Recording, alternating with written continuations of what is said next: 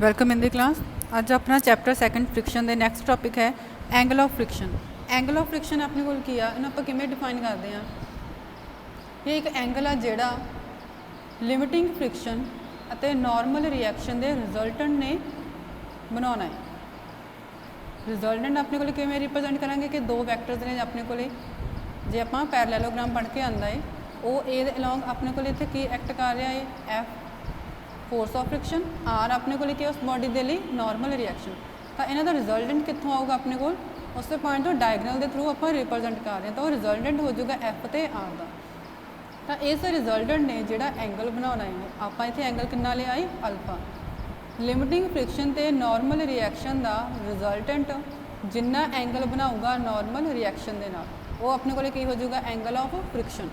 तो डेफिनेशन देखो, angle which the resultant of limiting friction and normal reaction makes with the normal reaction.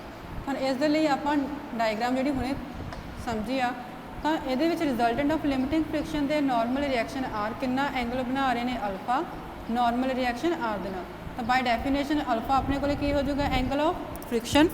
तो हम ये आप फिर टैन अल्फा की वैल्यू फाइंड करनी है। तो ट्राइंगल देखो अपने को ट्राइंगल कि बन रही है ओ बी सी। इस ट्राइंगल परपेंडिकुलर कि है बी सी, क्योंकि थीटा के सामने हमेशा ही परपेंडिकुलर होंगे। इतने आप थीटा की जगह पर कि एंगल लिया हुआ अल्फा, कि कोई भी एंगल के सामने इतने हो जाएगा परपेंडिकुलर। इतने अपने को की बेस, ओ सी अपने को क्या हाइपोटेन्यूज। तो टैन अल्फा हम कि इक्वल हो जाएगा परपेंडिकुलर अपॉन बेस। परपेंडिकुलर कि अपने को बी सी, बेस कि अपने को ओ बी। तो वैल्यूज पुट करो हम इन्हों दी, बी सी कि पैरल ओ ए दे, क्योंकि पैरलैलोग्राम बन रहा। तो बी सी की वैल्यू कितनी हो जाएगी एफ, ओ बी कि इक्वल हो गया आर। तो टैन अल्फा कि equal F upon R, but F upon R कि इक्वल सीगा म्यू दे, जो आप पिछली वीडियो के टॉपिक किया। तो ये वैल्यू पुट कर दो, टैन अल्फा कि इक्वल म्यू। तो कोफिशिएंट ऑफ स्टैटिक फ्रिक्शन कि इक्वल हो गया is equal to the tangent of the angle of friction, क्योंकि टैन को अपना टेंजेंट बोलते हैं। तो टेंजेंट किदा बन रहा हो एंगल ऑफ फ्रिक्शन का। नैक्सट है angle of repose. Angle of repose अपने को की कि किसी भी इनकलाइंड प्लेन के लिए कितना एंगल बन रहा, जेडे एंगल के लिए उस बॉडी ने स्लाइड करना शुरू किया, जस्ट बिगिनस टू स्टार्ट। माड़ा जिहा अपन जिन्ना एंगल चेंज किया वो ही वो मूवमेंट होनी शुरू हो गई। तो ये लिए आप कोई भी इनकलाइंड प्लेन, इनकलाइंड मतलब इस तरह टेढ़ा प्लेन जो किसी एंगल थीटा के एंगल बना रहा है। तो इनकलाइंड प्लेन के लिए कि इनकलीनेशन हॉरिजोंटल के नाल जिमें जिमें आप इनक्रीज़ करवा रहे हैं, कि जिमें हम अपने को आ चीज़ सी कि इतने बन रहा है आ इनकलाइंड प्लेन है, इनू आप इनकलीनेशन इस तरह बढ़ाई जाने। तो एंगल की वैल्यू की लगातार चेंज हो ही जानी है अपने को। तो थीटा चेंज हो ही जाता है till the body placed on the surface just begins to slide down, कि जिमें जिमें आप थीटा की वैल्यू चेंज करी जाने तो वो वैल्यू नोट करनी है जिहदे लई उसने मूव करना शुरू किया। तो हम जो आप सपोज करिए कि थीटा अपने को क्या इनकलीनेशन है, कि थीटा एंगल बन रहा है इनकलाइंड प्लेन के लिए, जिहदे बॉडी ने स्लाइड करना शुरू किया, थल्ले वाल नूं मूव करना शुरू किया। तो थीटा अपने को की होगा एंगल ऑफ रिपोज। तो ये उपर फिर दो फोर्सिस एक्ट कर रही हैं कि वेट हमेशा ही बॉडी का की है डाउनवर्ड, थल्ले वाल नूं एक्ट करता है डाउनवर्ड डायरैक्शन। लिमिटिंग फ्रिक्शन है जोड़ा एफ, वो इतने किमें एक्ट कर रहा है इनकलाइंड प्लेन के लिए अपवर्ड डायरैक्शन के। हम जो आप मैगनीट्यूड की वैल्यू देखिए कि जो वेट एम जी आ, एम जी अपने को इतने कितना अपने को एंगल बन रहा है। इतने हमेशा ही वेट को नॉर्मल रिएक्शन की बैलेंस करती है, इक्वल एंड ऑपोजिट रिएक्शन मिलती है क्योंकि वेट सीगा। हम अपने को वेट कितना हमेशा ही डाउनवर्ड डायरैक्शन के लगता है एम जी आ। तो हम अपने को थीटा एंगल बन रहा है, तो जोड़े एक्सिस के नाल थीटा बन रहा हम जो इतने नॉर्मल रिएक्शन आर से जो आप एक्सटेंड कर रहे हैं, तो नॉर्मल रिएक्शन आर के नाल वेट थीटा एंगल जो बना रहा, क्योंकि इतने थीटा एंगल अपने को इनकलाइंड प्लेन के लिए आ रहा सीगा। उवें ही फिर आप इतने कंडीशन लगा के दोनों एंगल्स किहड़े बन जाएंगे थीटा। तो जोड़े एक्सिस के नाल थीटा बन रहा वो कितनी वैल्यू हो जाएगी M G cos theta, perpendicular के लिए किहड़ी हो जाएगी M G sine theta. Limiting friction जो एफ जो इनकलाइंड प्लेन के लिए एक्ट कर रहा है, तो हम वो आप मैगनीट्यूड की वैल्यू देखनी है, वो कि इक्वल आऊगा F is equal to M G sine theta. दोनों किमें अपने को क्या बैलेंस कर रहे हैं पैरल के M G sine theta. Normal reaction को किहड़ा कंपोनेंट बैलेंस कर रहा है एम जी कॉस थीटा। तो दोनों डिवाइड करके आप एफ अपॉन आर की वैल्यू कैलकुलेट करते हैं। तो एम जी एक दूसरे कट कर देंगे, साइन अपॉन कॉस कि इक्वल होंगे sine theta upon cos theta is equal to tan theta, but F upon R फिर किहदे इक्वल सीगा म्यू दे कोफिशिएंट ऑफ स्टैटिक फ्रिक्शन, तो टैन थीटा किहदे इक्वल आ गया म्यू। तो कोफिशिएंट ऑफ स्टैटिक फ्रिक्शन किहदे इक्वल आ tangent of angle of repose, दोनों टैन थीटा दे इक्वल ने अपने कोल। देखो वैल्यूज इत्थे सीगा टैन थीटा किहदे इक्वल आ म्यू दे, इत्थे टैन अल्फा किहदे इक्वल आ म्यू।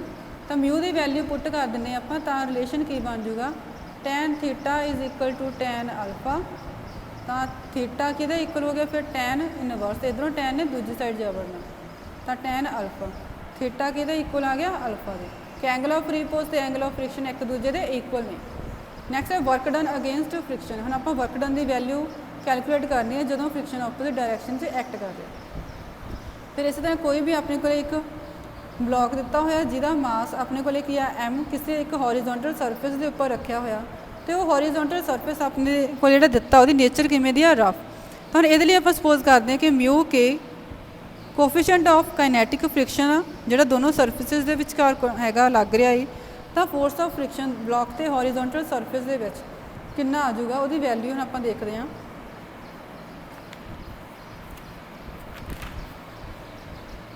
तो एफ किहदे इक्वल हो जाऊगा म्यू के इंटू आर, क्योंकि अपने को एफ अपॉन आर किहदे इक्वल सीगा म्यू के, तो क्रॉस मल्टीप्लाई करके एफ की वैल्यू आ गई, बट आर किहदे इक्वल आ एम जी, क्योंकि नॉर्मल रिएक्शन नूं किहड़ा कंपोनेंट बैलेंस कर रहा M G, equal and opposite reaction मिलती सी वेट लई। हाँ वैल्यू पुट करते हम आप सपोज करते हैं कि जे ब्लॉक में एक्सलरेशन प्रोड्यूस किए बिना मूव करवाने आ, तो आपको कोई ना कोई फोर्स लगाना पैंदा। हम आप सपोज करते हैं कि इत्थे जो फोर्स अप्लाई किया पी आ, क्योंकि फोर्स ऑफ फ्रिक्शन आप एफ के नाल लिखिया सी, जे आप इत्थे फोर्स नूं भी एफ के नाल ही लिख देवांगे तो कोई फर्क नहीं रह जाऊगा, इसलिए नोटेशन आप अलग दी आ पी, तो वह किहदे इक्वल हो गया म्यू के M G. But work done किहदे इक्वल हुंदा है फोर्स इंटू डिस्टेंस, फोर्स कितना सीगा पी दे नाल रिप्रजेंट किया सी, कितनी डिस्टेंस कवर की है एस, तो किहदे इक्वल हो गया म्यू के M G into S. Next है अलोंग एन इनकलाइंड प्लेन, कि किसी इनकलाइंड प्लेन के उपर आप जो ब्लॉक में मूव करवा रहे हैं, तो हम ब्लॉक में आप जिहदा मास एम आ उन्होंने आप किसी भी इनकलाइंड प्लेन ए बी के उपर मूव करवाना शुरू करते हैं, जिहदी लेंथ एस दी हुई आ, तो कितना एंगल बना रहा हॉरिजोंटल सरफेस के नाल थीटा। तो जिहड़ा वेट आ ब्लॉक का एम जी वो कि दो पार्ट्स के रिजोल्व हो जू, हम वेट हमेशा ही क्या डाउनवर्ड के लग रहा, डाउनवर्ड के लग रहा, तो हम अपने को क्या वेट के लिए नॉर्मल रिएक्शन हो जूगी आर, वो अपवर्ड डायरैक्शन के लगूगी। तो हम फिर अपने को थीटा एंगल की जोड़े एक्सिस के बन रहा, हम इस वेट में जोड़ा ये वाला वेट आ उन्होंने आप किमें कह रहे हैं, इस तरह दो पार्ट्स के आप रिजोल्व किया। इत्थे सीगा अपने को एम जी, इत्थे कितना एंगल बन रहा थीटा, जेडे एक्सिस के नाल थीटा बनूगा उत्थे किहड़ा कंपोनेंट आ जाऊगा M G cos theta, perpendicular के लिए हो जाऊगा एम जी साइन थीटा।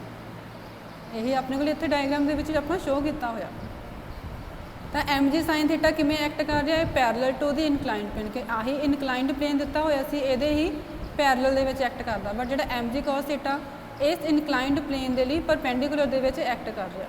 हम फर्स्ट पॉइंट है कि जिहड़ा ब्लॉक आपां नूं मूव करवा रहे हैं इनकलाइंड प्लेन के उपर वाले नूं आपां मूव कराना मूवड अप, तो जो ब्लॉक नूं आपां उपर वाल नूं मूव करवाना शुरू करते हैं तो फोर्स ऑफ फ्रिक्शन एफ की वैल्यू किहदे इक्वल आऊगी म्यू के आर। फिर नॉर्मल आपां कोई रिएक्शन दी आ आर, वो किनू बैलेंस कर रही है एम जी कॉस थीटा नूं, तो आर की वैल्यू पुट कर दो एम जी कॉस थीटा, तो एफ किहदे इक्वल आ म्यू के एम जी कॉस थीटा, जिहड़ी इनकलाइंड प्लेन के लिए पैरलल दे विच एक्ट करती है, तो किमें एक्ट करती है डाउनवर्ड डायरैक्शन दे विच। हुण आपां जे ब्लॉक नूं उपर वाल नूं मूव करवाना शुरू करते हैं तो आपां नूं कितना फोर्स चाहिए है, कि उत्थे एक तो M G sine theta component आ रहा सीगा एम जी साइन थीटा, तो आपां नूं की फोर्स की वैल्यू चाहिए, तो कितना फ्रिक्शन उत्थे लग रहा सीगा एफ, दोनों की डायरैक्शन सेम है तो ऐड हो जाऊगा M G sine theta plus F, F की वैल्यू कितनी सी म्यू के एम जी कॉस थीटा, तो ऐड कर दो। उस तो बाद वर्क डन की वैल्यू वो कि equal force into distance, force कितना है पी, तो सारी वैल्यू में आप एस नाल मल्टीप्लाई कर देना कि कितनी डिस्टेंस कवर की। नैक्सट है जो ब्लॉक में आप डाउनवर्ड डायरैक्शन मूव करवाने तो हम ब्लॉक अपने को किया डाउनवर्ड डायरैक्शन मूव करता, तो फोर्स ऑफ फ्रिक्शन एफ वो फिर कि इक्वल आ जाऊगा अपने को म्यू के आर की वैल्यू कितनी सी फिर एम जी कॉस थीटा। हुण ये वाले किमें मूव कर रहा parallel to the incline plane and in upward direction कि फोर्स ऑफ फ्रिक्शन किधर नूं लगूगा हमेशा ही ऑपोजिट डायरैक्शन दे विच एक्ट करदा। जे ब्लॉक नूं आपां थल्ले वाल नूं मूव करवाउने आ तां फोर्स ऑफ फ्रिक्शन किमें एक्ट कीता अपवर्ड दे विच, क्योंकि ब्लॉक थल्ले वाल नूं आ रहा सी ते फोर्स ऑफ फ्रिक्शन अपवर्ड जा रहा है। हमेशा ही फ्रिक्शन ने ऑपोजिट डायरैक्शन दे विच एक्ट करता। हुण अपने कोल कि टोटल फोर्स की वैल्यू चाहिए कि कितना फोर्स आपां नूं चाहिदा है, तां अपने कोल इत्थे फोर्स ऑफ फ्रिक्शन कितना है F M G sine theta किमें लग रहा डाउनवर्ड दे विच, तां दोनों की डायरैक्शन ऑपोजिट आ, तां आपां फ्रिक्शन दे विचों ही कंपोनेंट इनक्रीज माइनस कर देना, तो डिक्रीज हो जाएगी वैल्यू, तो कितनी हो जाएगी एम जी म्यू के cos theta minus sine theta. फिर आपां नूं वर्क डन चाहिए, work done force into distance, तां वैल्यू नूं मल्टीप्लाई कर दो एस नाल। नैक्सट है रोलिंग फ्रिक्शन कि जे आपां किसी भी बॉडी जिवें स्फीयर सिलेंडर रिंग दिते होया उन्होंने आपां विदाउट स्लिपिंग कि बिना स्लिप किए रोल करवा सकते हैं कि उन्होंने उपर कोई भी फ्रिक्शन उन्होंने एक्सपीरियंस नहीं करना। ये क्यों होंदा है कि जिहड़ी अपने कोल बॉडी दित्ती है तो हॉरीजोंटल सरफेस आ वो एक दूजे के नाल सिर्फ एक पॉइंट के उपर कंटैक्ट दे विच आ रहा। हुण जिथे कोई भी फ्रिक्शन एक्ट नहीं करता तो बॉडी ने सेम वेलोसिटी के नाल अगे दी अगे रोल करना शुरू कर देना, बट इदां नहीं हुंदा। जे किसी भी बॉडी नूं आपां रोलिंग दे विच रखना चाहुंदे हां तो कोई ना कोई फोर्स अप्लाई करना पऊगा, तो जिहड़ा फ्रिक्शन उत्थे लग रहा है वो हमेशा ही रोलिंग फ्रिक्शन नूं की अपोज करदा। इस नूं आपां की कहने आ रोलिंग फ्रिक्शन, क्योंकि वह मोशन किहड़ा सी रोलिंग। कोफिशिएंट की हो जाएगा रोलिंग फ्रिक्शन लिए म्यू आर फॉर रोलिंग, जिहड़ी दो सरफेस नूं आपां कंटैक्ट दे विच रखिया होया सी उहदे लई म्यू आर की वैल्यू हमेशा ही घट होगी स्लाइडिंग फ्रिक्शन दे नाल। हुण इहदा कारण की है कॉज की है कि जदों हुण आपां रोलिंग फ्रिक्शन देखना कि इहदा कारण की है, आपां कोई भी व्हील सपोज करते हैं रोलिंग हो ना हॉरीजोंटल सरफेस कि एक हॉरीजोंटल सरफेस के उपर एक व्हील रोल कर रहा, जो व्हील ने अगे अगे मूव करना शुरू करना लैवल सरफेस के उपर तो उन्हें इस तरह छोटिया छोटिया डिप्रैशनस बनानिया शुरू कर दी कि थल्ले वाल नूं वो तक रहा है सरफेस को टच कर रहा जो, तो वो अगे की एक हंप बन जाता थोड़ा जिहा उपर वाल नूं उच्चा उठ जाता सरफेस। जिमें अगे अगे उन्हें वधना शुरू कर देना तो हंप तो डिप्रैशनस बननिया शुरू हो जाएगियां, तो जो व्हील तो सरफेस के विचकार कंटैक्ट आ वो एक पर्टिकुलर एरिया के उपर ही रह रहे, एक फाइनाइट एरिया है, तो ये ज़्यादा टाइम के लिए सेम नहीं रहूगा and it no longer remains a point contact कि एक फाइनाइट एरिया अक्वायर कर लेना, एक पॉइंट कंटैक्ट नहीं रहूगा। पॉइंट कंटैक्ट मीनस बहुत ज़्यादा घट एरिया, इदा ही है ज़्यादा एरिया कवर किया होया। हुण इस हंप नूं जिहड़ा इहदे अगे हंप बन रहा इनू ओवरकम करन लई इनू चढ़न दे लई तो उन्हें की करना हमेशा ही जिहड़ी अपोजिशन हो रही सी मोशन जिन्हों अपोज करना वो वाला वही की होगा अपने को रोलिंग फ्रिक्शन।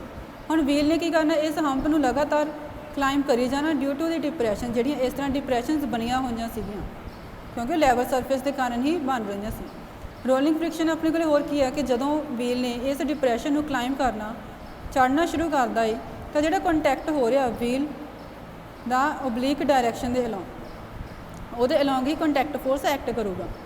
तो हुण इस कंटैक्ट फोर्स का जो कंपोनेंट आ वो लैवल सरफेस के लिए की हमेशा ही पैरेलल दे विच जिहड़ा एक्ट कर रहा उन्हें इस मोशन अपोज करना, तो इस नूं ही आपां की नाम दिंदे आ रोलिंग फ्रिक्शन।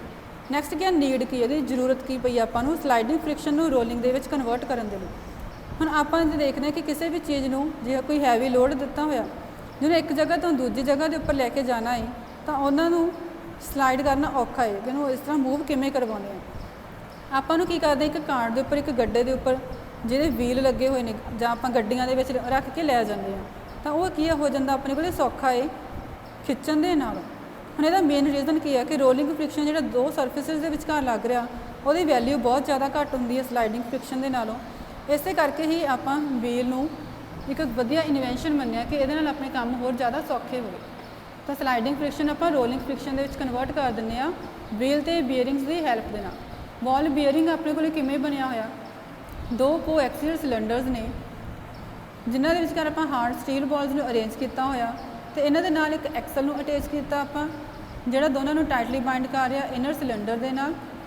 जिवें दो बॉल्स सारी रखिया हुई बॉल्स ये अपने को हार्ड स्टील बॉल्स ने दो अपने को सिलेंडर दिते हुए हैं एक आउटर आ तो एक इनर आ जिहड़ा दोनों नूं कंटैक्ट दे विच लैके आ रहा वो की वहीकल का एक्सल जिहड़ा दोनों नूं कंटैक्ट दे विच लैके आउंदा है। तो जो व्हील नूं आपां outer cylinder they which put कर दिंदे हाँ जो एक्सल ने रोटेट करना शुरू करना क्लॉकवाइज आप लैके चलीए तो जो स्टील बॉल्स ने इन्होंने भी रोटेट करना शुरू करना एंटी क्लॉकवाइज मतलब ਅਪੋਜ਼ ਕਰਨਗੇ ਮੋਸ਼ਨ ਦੇ ਵਿੱਚ।